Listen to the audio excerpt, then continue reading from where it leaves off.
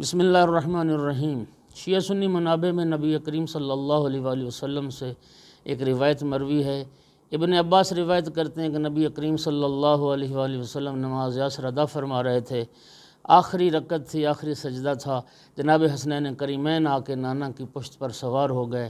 نبی کریم صلی اللہ علیہ وآلہ وسلم نے شہزادوں کو اتارا ہے پشت سے، سامنے بٹھایا ہے، سرکار نے نماز ختم کی ہے۔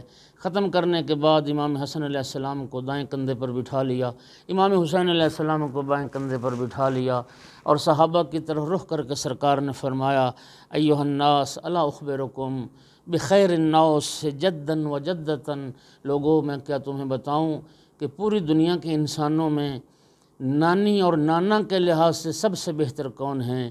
یعنی کون ہیں جن کے نانا جیسا کسی کا نانا نہیں اور جن کی نانی جیسی کسی کی نانی نہیں؟ قالوا بلا یا رسول اللہ، صحابہ نے عرض کی یا رسول اللہ ضرور بتائیے۔ فرمایا الحسن والحسین، جن کے نانا رسول اللہ ہیں اور جن کی نانی خدیجۃ الکبریٰ سلام اللہ علیہا۔ پھر فرمایا الا اخبرکم خیر الناس ابا و امن، میں تمہیں بتاؤں کہ پوری دنیا کے انسانوں میں کون ہیں جو ماں اور باپ کے لحاظ سے سب سے بہتر ہیں؟ صحابہ نے عرض کی یا رسول اللہ ضرور بتائیے۔ فرمایا الحسن والحسین، وہ حسنین کریمین ہیں کہ جن کے باپ علی ابن ابی طالب علیہ السلام وہ بھی، اور جن کی ماں فاطمۃ الزہرا سیدۃ نساء العالمین ہیں۔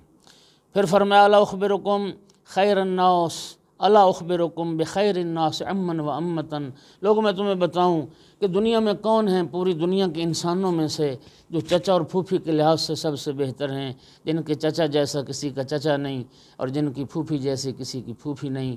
صحابہ نے عرض کی یا رسول اللہ ضرور بتائیے۔ فرمایا وہ بھی الحسن والحسین، کہ جن کے چچا جعفر طیار ہیں اور جن کی پھوپھی ام ہانی ہیں۔